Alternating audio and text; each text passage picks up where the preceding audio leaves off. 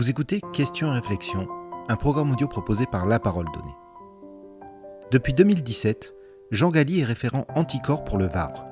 Anticorps, rappelons-le, est une association fondée en juin 2002 par le juge Éric Alphen et Séverine Tessier dans le but de lutter contre la corruption et rétablir l'éthique en politique.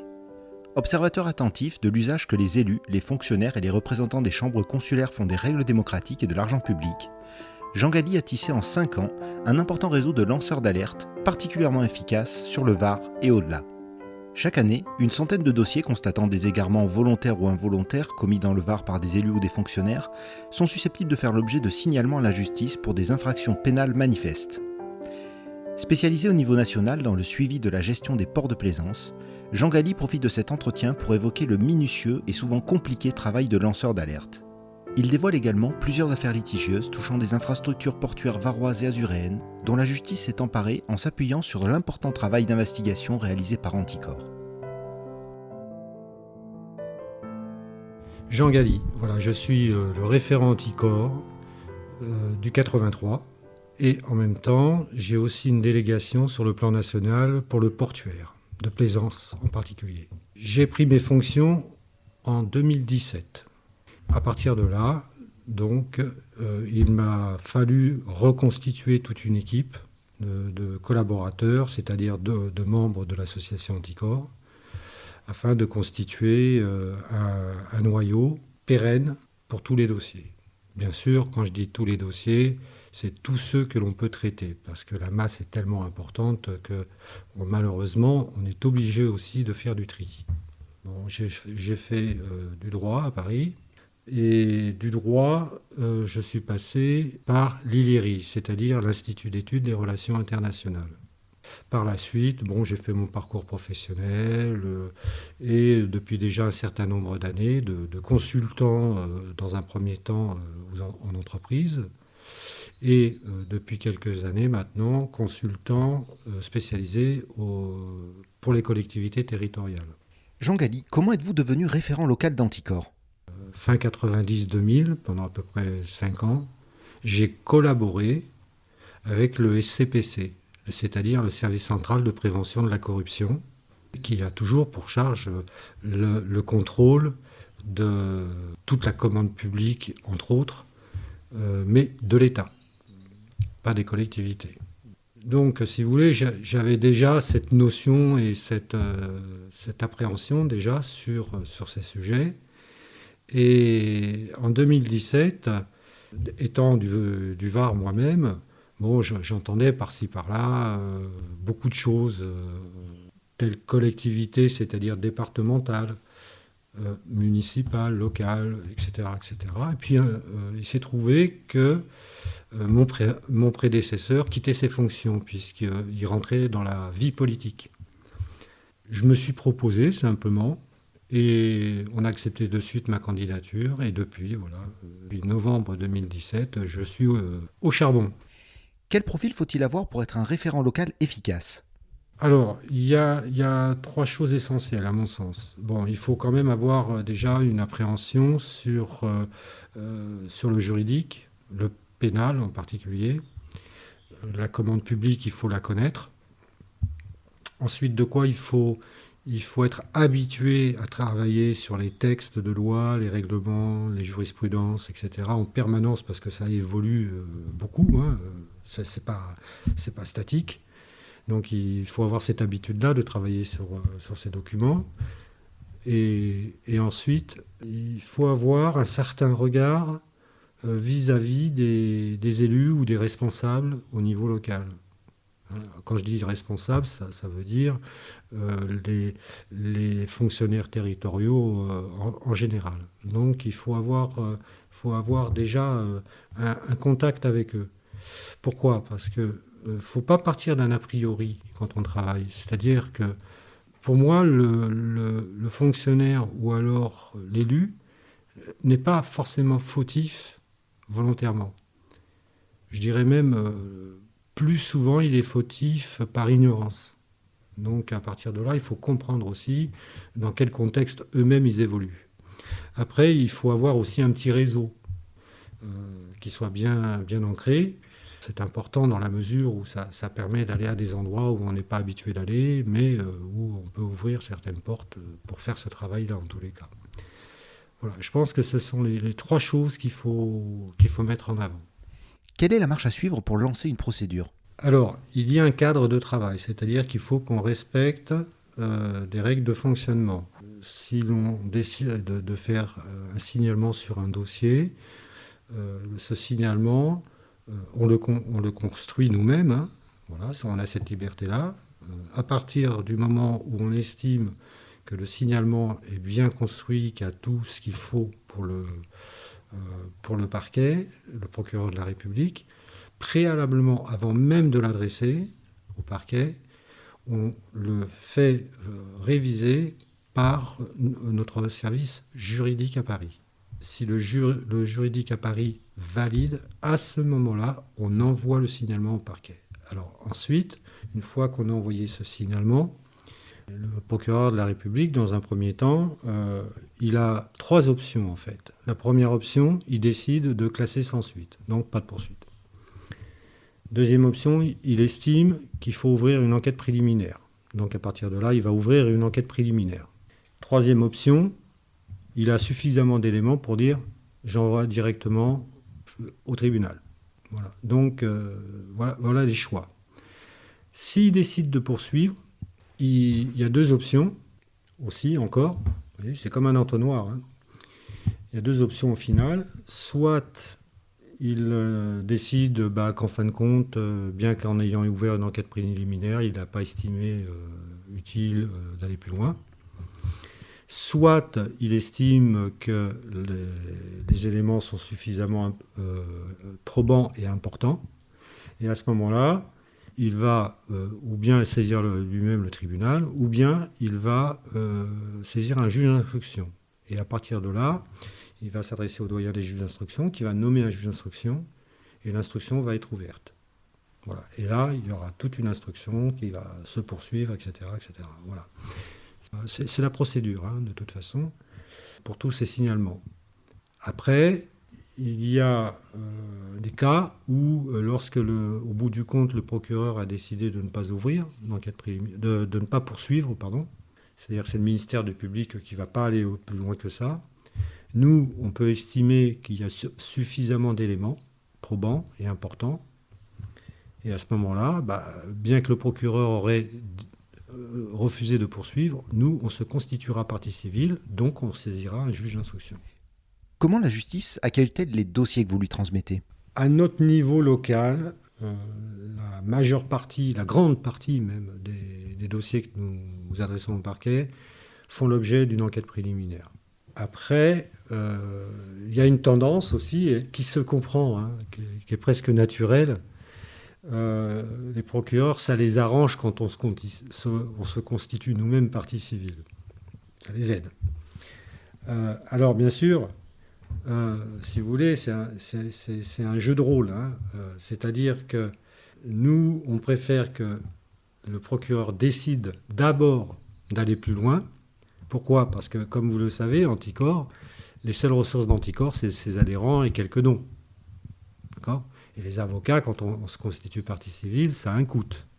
Alors donc, si on laisse la voie libre plutôt au procureur, au ministère public de poursuivre, à ce moment-là, ça veut dire que nos frais sont largement moins importants.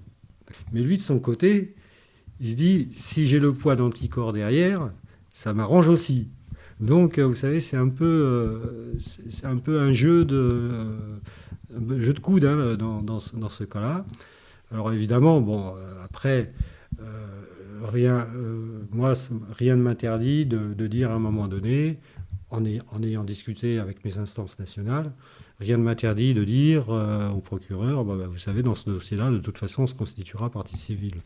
La communication d'Anticor sur les réseaux sociaux et dans les médias est-elle stratégiquement efficace ? Après, c'est vrai qu'il y a une pression qui automatiquement, parce que quand vous avez un dossier qui est emblématique, j'entends par là un dossier qui est censé être médiatisé très facilement et d'une façon importante, et certain que le procureur, il voit le coup arriver aussi, hein. Bon, donc il va se décider à dire, bon, je ne vais pas m'amuser à écraser un dossier comme ça, parce que de toute façon, derrière, ça va me revenir comme un boomerang, hein.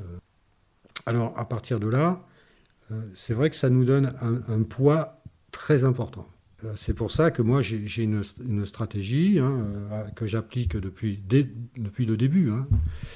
Cette stratégie, elle est basée aussi sur la médiatisation. Mais la médiatisation que je fais, je ne la fais pas non plus n'importe comment. C'est-à-dire que, vu la quantité des dossiers, on ne peut pas tous les traiter. Des dossiers, on peut en avoir une centaine par an, hein, dans un département, hein. Que trouve-t-on dans ces dossiers? Oh, bah, les trois quarts du temps, ça porte essentiellement sur des irrégularités qui tiennent de la transparence, de la prise illégale d'intérêt, de la corruption, du favoritisme. Après, il peut y avoir aussi d'autres irrégularités, mais qui tiennent plus au mode fonctionnel, par exemple dans une commune.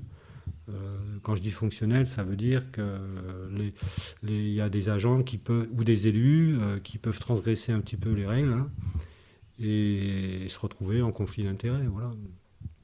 Mais c'est ça.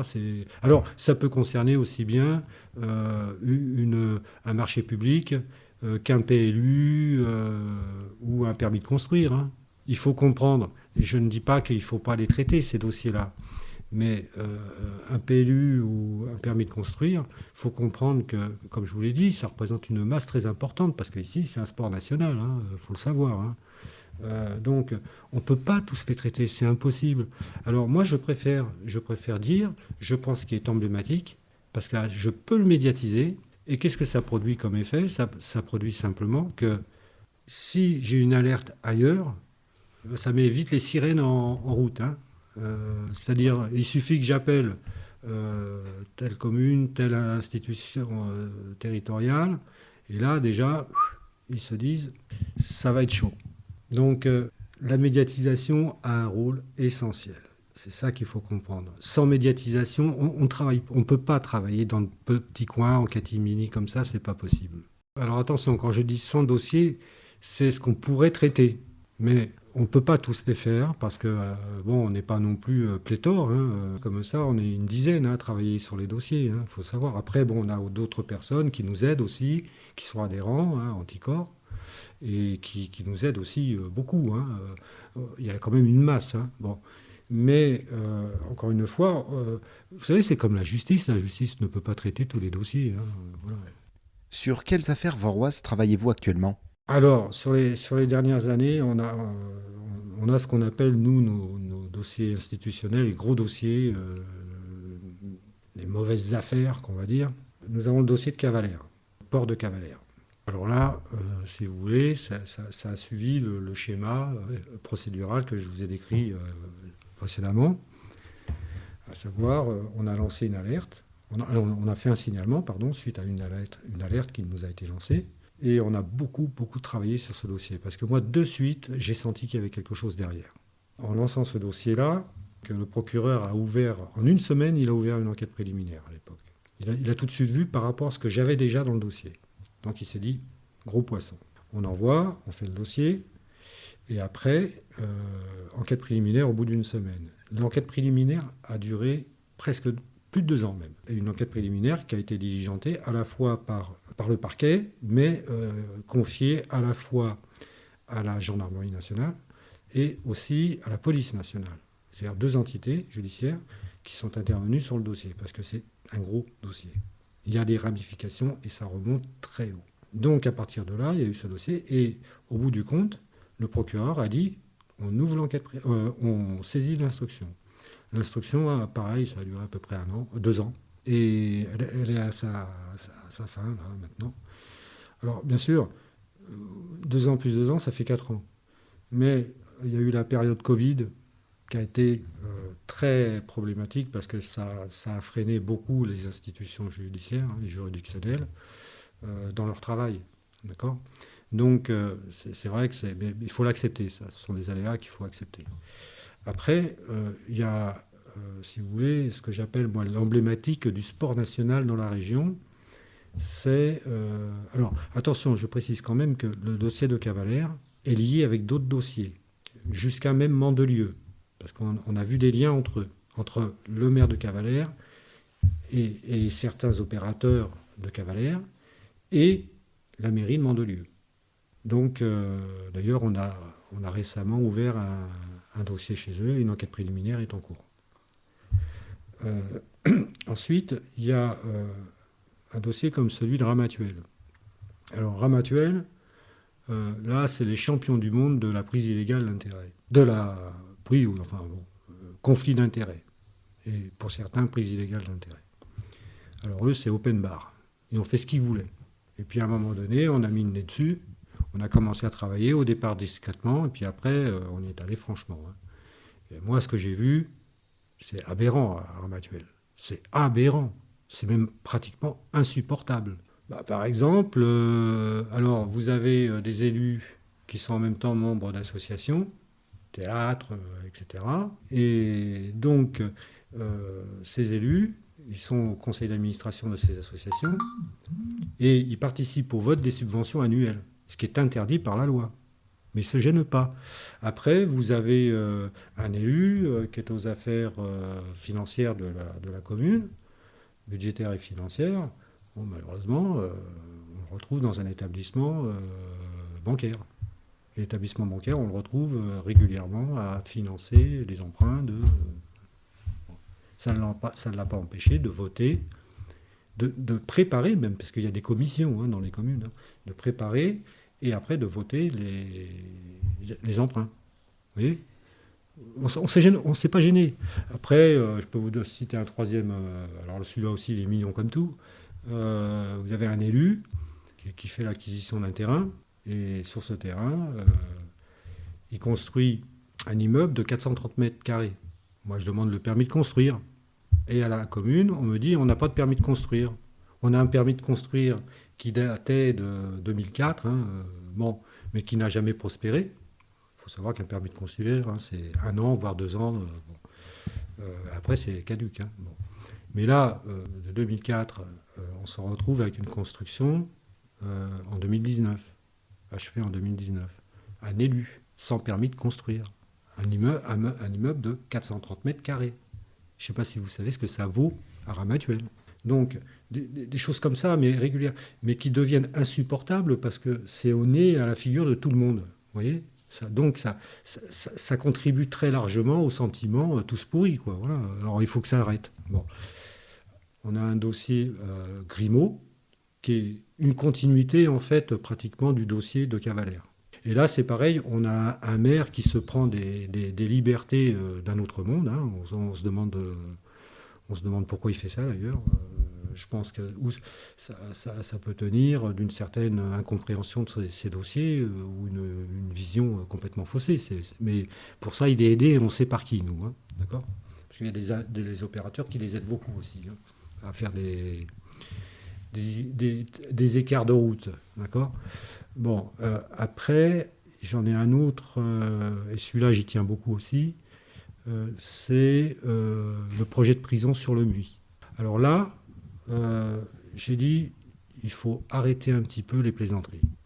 Au tout départ, je suis alerté, nous sommes alertés, et on s'aperçoit qu'il y a des conflits d'intérêts derrière, au niveau de l'agglomération commune, dans la CENI, au niveau des DTM, et en même temps, certaines curiosités avec le directeur actuel de la PIGE, qui dépend du ministère de la Justice. Alors, la PIGE, c'est une institution qui a été créée justement pour faire la maîtrise d'ouvrage, en quelque sorte, des projets de prison qui ont été décidés il y a quelques temps par présidence et le gouvernement et donc le ministère de la Justice.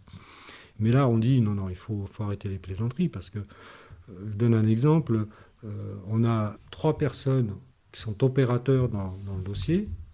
Ces 3 personnes, on les retrouve d'origine dans le Calvados, liées avec un très, très, très, très gros promoteur immobilier, un homme d'affaires, plusieurs sociétés, liées avec certaines instances gouvernementales, etc., etc.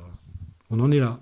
Alors vous comprenez que le juge Alphen, grand praticien en la matière à l'époque, a jugé utile peut-être de créer quelque chose d'indépendant et qui tienne la route. Est-il facile de détecter de possibles anomalies dans le fonctionnement d'une institution ? C'est pas une question de compliqué ou pas. C'est que effectivement, il y a des choses très très très difficiles à capter, à obtenir. Très difficiles. Après, le principal, en fait, c'est que lorsqu'on a décidé de prendre un dossier, déjà on se pose la question, est-ce qu'on a suffisamment pour y aller ? Si on a décidé et estimé qu'effectivement on avait déjà de quoi avancer sur un dossier là-dessus, on y va. Après, bon, bien sûr, on a des réseaux, on a des lanceurs d'alerte. Alors, c'est pour ça que pour moi, c'est important. Quand je lance un signalement, je le dis sur mes pages Facebook. Parce que j'ai de bonnes chances qu'il y ait quelqu'un qui va m'appeler derrière, qui va me dire, vous savez, j'ai vu que, voilà, et je vais vous en parler. Donc, ça peut apporter quelque chose. Donc, à partir de là, ça, il faut pas le négliger. Vous savez, moi, j'ai des pages Facebook. Quand je fais, en moyenne, je tourne à peu près à 6 000, 7 000 vues sur un dossier, vous voyez. Donc, pensez bien qu'il y a des gens qui viennent vers moi après, ça c'est déjà important. Après, au niveau des réseaux, oui, il y a des gens que l'on connaît, qui savent certaines choses et qui nous donnent presque les bonnes pistes, hein, en définitive. Donc on sait où on va dans un sens précis, on prend le cap. Après, il y a des gens qui se retrouvent avec des pièces entre leurs mains, qui n'ont jamais su quoi en faire, ou alors qui ont eu peur, et ils se disent, avec Anticorps, si on leur file, c'est eux qui vont le prendre, et on n'a plus de raison d'avoir peur. D'autant plus que nos lanceurs d'alerte sont protégés. Quelle relation entretenez-vous avec les élus et les fonctionnaires varois ? Bon, par la force des choses, c'est tranché cette histoire-là. C'est-à-dire qu'il y en a, ça leur plaît pas. Et rien qu'une attitude comme ça, pour moi, ça m'alerte. Et je vous le dis d'autant plus librement, c'est qu'à chaque fois où ça m'a alerté, j'ai fini par trouver. Donc, je comprends mieux pourquoi ils étaient comme ça. Hein, très réticents, voire même parfois arrogants, presque à la limite de la civilité.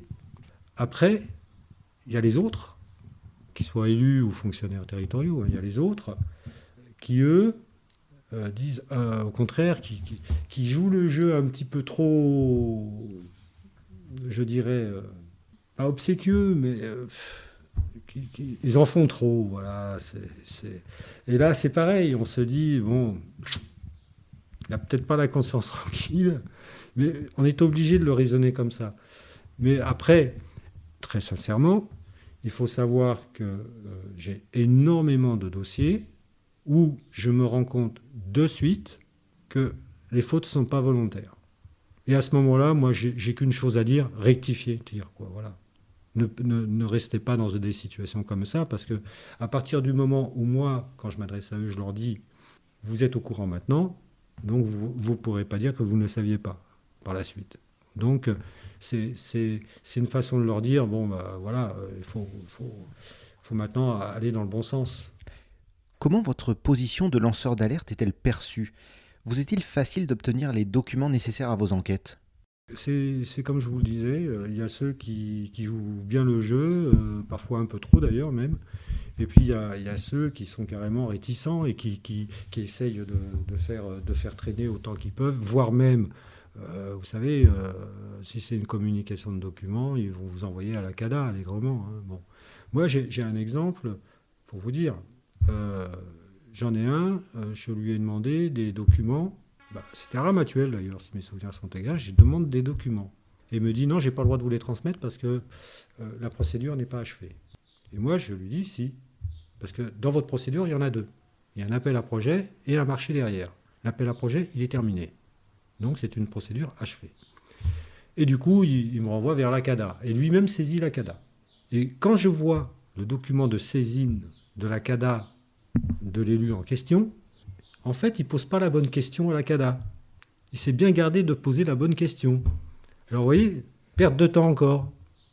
Donc, si vous voulez, c'est les petites tactiques habituelles. Vous savez, ils sont...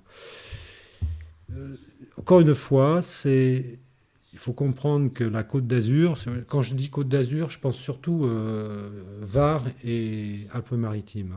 Il y a tellement d'intérêt en jeu, c'est tellement prisé, c'est presque une logique qu'on se retrouve devant tant de situations problématiques, de la part à la fois des élus comme des fonctionnaires. Si tant est cette logique-là soit entendable.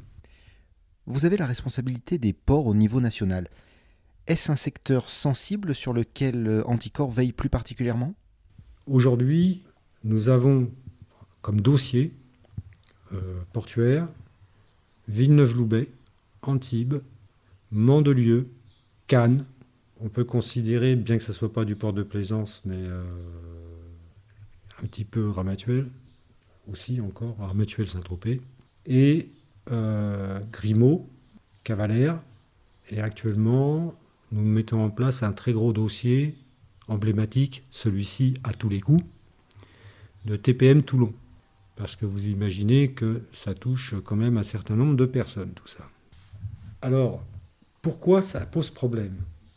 Vous savez comme moi que depuis quelques années, les communes n'ont plus de ressources en provenance des taxes d'habitation et d'autres. Donc elles ont eu tendance à s'appauvrir. Alors concernant le portuaire, eux, depuis quelques années, on est en pleine restructuration des ports, parce que tous les 35 ans, il faut quand même changer un peu. Bon. Et donc, ils prennent la décision, au moment où ils refont leur restructuration, leur rénovation portuaire, etc., d'engager des fonds. Ces fonds sont considérables. Un port, en moyenne, c'est entre 50 et 70 millions qu'il faut engager, allègrement. Mais en plus, le maire, lui, il veut retrouver son compte de ce qu'il a perdu à côté. Parce qu'il veut que sa redevance annuelle, c'est-à-dire l'opérateur, qu'il soit privé ou public, qui va gérer le port, le maire, lui, il veut que ça lui rapporte de l'argent.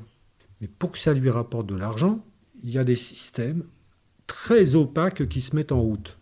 Par exemple, des choix d'opérateurs en DSP ou autre, très tendancieux, parce qu'on se rend compte que derrière, ça a bien négocié derrière, avant même les appels d'offres, les mises en concurrence.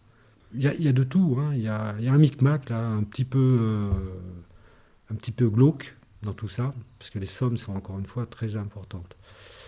Et là, ça foisonne. Et j'ai presque envie de dire qu'on se retrouve dans l'ancien monde du sud de l'Italie. Voilà. Tellement ça va loin. Je vous donne un exemple. Sur le dossier d'Antibes, il y avait la CCI qui était sur le coup. Bon, l'entité de la CCI qui a prospéré partout, même dans le bâtiment, etc. Et quand ils ont pris la décision de confier la DSP à la CCI, il faut savoir déjà qu'ils avaient négocié entre eux, la CCI et la commune, pour déjà évaluer, rien que ça, évaluer, en catimini, tout ça se passe, évaluer la redevance annuelle. Il faut savoir une chose, c'est qu'avant le marché, la redevance annuelle représentait grosso modo sur les deux sites, là, comme ça, à peu près dans les 600, entre 600 et 800 000 euros par an, pour la commune d'Antibes, je ne pas. Eux, ça a été négocié à pratiquement, pour ne pas vous dire de bêtises, 15 millions par an. Alors pourquoi ils font ça ? Et c'est là qu'on sème le désordre, tout simplement parce que c'est le port Vauban, avec ses yachts renommés, internationaux, propriétaires qu'on connaît tous, et autres, et ils ont décidé de vendre des garanties d'usage. Les garanties d'usage, ça vous finance un port comme ça. Le seul problème, c'est qu'elle n'était pas légale. Mais ils le savaient très bien. Ils ont beau dire, mais non, c'est légal, mais ils savaient très bien que ce n'était pas légal. Alors il a fallu démontrer avec force et avec insistance. Il y a des textes de loi, ils sont écrits. Et en ce qui concerne les garanties d'usage, vous les avez. Et vous avez un deuxième texte qui précise que ce qu'ils font, en fait, ce n'est pas des garanties d'usage, ce sont des redevances annuelles, ce qui n'a plus rien à voir. Alors, vous vous retrouvez, pour pouvoir payer 15 millions par an, qu'est-ce qu'ils font? Vous avez les yachts du quai des milliardaires qui sont en garantie d'usage, monnayés pour Bill Gates à plus de 100 millions, 120 millions. Pour Ousmanoff, c'était, je crois, au départ, c'était pareil dans ces eaux-là, mais lui, il n'a pas voulu se laisser faire parce qu'il n'était pas content déjà. Et ça s'est réduit, je crois, de mémoire à 34 millions. Mais vous voyez, 120 plus 34, plus les autres yachts, parce que eux, ils s'entraînent les uns les autres. Hein. Voilà. Donc, c'était colossal. Colossal. Les intérêts financiers, moi, j'avais essayé de faire un petit chiffré comme ça sur les rénovations de ports. Hein, je parle de rénovation. Alpes-Maritimes et Var, on était aux alentours de 3 milliards. Alors vous pensez bien que 3 milliards, on vient vite à faire beaucoup de choses avec. J'ai rencontré ces gens-là, je leur ai expliqué, comme je le fais à chaque fois d'ailleurs. À un moment donné, je vais les voir et puis je leur dis, écoutez, faut garder raison. Maintenant, si vous voulez insister et persévérer là-dessus, sur cette voie-là, vous étonnez pas que nous, on soit derrière. Ne craignez-vous pas des représailles lorsque vous empêchez certaines personnes de faire de bonnes affaires? Alors, on y pense un petit peu dès l'instant où effectivement on prend la mesure des intérêts qui sont en jeu. Après, il faut voir à qui on s'adresse, à quel genre de personnes on peut avoir affaire. Alors, c'est sûr que pour certains dossiers, méfiance oblige, hein, on reste assez discret et lointain, tout en agissant de la même efficacité. Nonobstant, il y a aussi un autre paramètre. Vous savez que le fait de bien communiquer, médiatiser sur les dossiers, ça peut calmer aussi un petit peu les esprits. D'accord ? Parce que si vous pensez bien que s'il arrivait quelque chose à n'importe quel référent qui serait sur un dossier sensible, attendez, c'est toute l'association qui tombe dessus. Hein. Voilà, et tout le monde va y aller franco là-dessus, hein, comme un seul homme. Hein. C'est difficile de faire une estimation, mais on sait à peu près à qui on peut avoir affaire si ça devient un peu chaud. Voilà, on va dire des choses comme ça. Peut-on rester longtemps référent d'Anticor? On y reste jusqu'à temps qu'on tienne le coup, quoi. Voilà. Après, ou alors parce qu'on a d'autres obligations qui sont plus compatibles, etc. Tout dépend, en fait. Vous savez, c'est un peu chacun se fixe ses limites, sa réactivité ou quoi que ce soit. Bon, maintenant, là-dessus, on n'est pas non plus tenu de rester 15 ans sur Anticor. Par contre, moi, je sais très bien qu'à un moment donné, si je devais quitter ces fonctions-là, je resterai toujours disponible avec mon successeur ou les successeurs, tant que je pourrai. Je resterai disponible parce que faut amener un peu cette culture aussi. Hein. Vous voyez, à un moment, vous savez, on entend de tout. Hein. Il y a ceux qui vont nous traiter de gauchos délirants. Et d'autres qui vont être un petit peu plus à remuer les muscles, à amener dans une réunion les gars qui vont commencer un petit peu à faire un peu de chahut, des choses comme ça, vous voyez, mais bon, il n'y a pas plus loin. Mais il y a des cas, il faut... Moi, je suis prudent à un moment donné quand je sens que ça commence à être très, très, très réactif en face. Mais pas avec tout le monde, hein, pas avec tout le monde. Bon, ceci dit, en règle générale, vous savez, quand on a un élu qui nous en veut, moi je ne m'embête pas plus que ça. Je lui dis, écoutez, voilà, j'ai pas de temps à perdre avec vous, alors au revoir, et puis je fais mon boulot, c'est tout. Voilà. On me reproche parfois d'être un petit peu arrogant et sec, mais il faut l'être. Moi, parfois, je m'amuse avec eux aussi. Hein, il m'arrive de les rencontrer, ils me font leur laïus comme ça pendant 10 minutes, je les regarde sans dire un mot. Et puis après, je dis, ça y est, c'est tout dit, allez, au revoir. Voilà. Et les politiques, vous les connaissez, vous savez comment ils pratiquent. Moi, vous savez, alors, il y a une phrase que j'adore. Ils l'ont tous. Donc, il doit y avoir une école du rire là-dessus, pour les élus. Mais tous, ils ont la même réaction, que ce soit les élus ou les fonctionnaires. À un moment donné, quand vous les titillez un peu trop, ils répondent tous la même phrase. Ah, mais vous nous menacez. Voilà. C'est tout ce qu'ils savent vous répondre. Alors moi, je dis non, je ne vous menace pas. Je vous dis ce que je vais faire. Mais bon, c'est toujours la même chose. Après, bon, il y en a, bon, ça peut être titillé au départ, comme ça peut être un peu raide au départ. Et puis après, on devient bons copains, on en rigole. On s'amuse de tout ça. Parce que bon, moi, je sais qu'il n'y a pas de mauvais bougre. Hein, attention, il faut bien comprendre une chose quand même, c'est que c'est pas la grande majorité des élus non plus. Hein, faut pas croire. Mais il y a tout ce noyau là qui est éparpillé un peu partout. Et je parle pas encore uniquement des élus ni des fonctionnaires. Moi, quand je vois les gens de la CCI, pour moi, c'est une bande de brigands là-dedans. C'est des mafieux. Là, j'ai pas peur de le dire. Ils agissent comme là, des mafieux. C'est magouille sur magouille. Et ils ne vivent que de ça. Et en plus, ils vont compromettre les élus. Alors, il y en a qui cèdent et d'autres qui sont plutôt réticents. On a vu les dégâts que ça fait. Je veux dire, c'est une institution qui... Vous savez, moi, je pars du principe qu'une CCI, au départ, son rôle, c'est de défendre les professionnels, les opérateurs. Hein. Et puis là, il y a une déviance comme ça, au fil des années, où, au lieu de les défendre, ils étaient concurrents. C'est un peu bizarre quand même. Hein. Comment s'en sortir ? Déjà de les virer purement et simplement, et puis de créer une autre institution, un petit peu plus contrôlée d'ailleurs. Mais vous savez, nous on dit souvent, à Anticor, une chose qui serait très facile pour tout le monde. Si on veut partir d'une base d'honnêteté intellectuelle, moi je dis toujours, écoutez, si vous ne voulez pas avoir d'ennui, vous mettez chez vous un déontologue qui systématiquement va vous guider. Alors, ça peut être nous, mais ça peut être aussi une personne indépendante, extérieure, hein, un consultant simplement, mais qui est là pour la déontologie. Je peux vous dire que les choses se sentiraient vite changées très rapidement. Et quand je dis les choses, je veux dire la vie même des citoyens et autres. Ils verraient la différence, mais quasi immédiatement. Vous savez, il faut avoir le courage d'une décision. Il suffit de dire, non, l'institution n'est pas à la hauteur, donc on va la changer, on va faire autre chose, hein, une autre institution, qui aura le même rôle, les mêmes fonctions, mais qui ne fonctionnera pas de la même façon.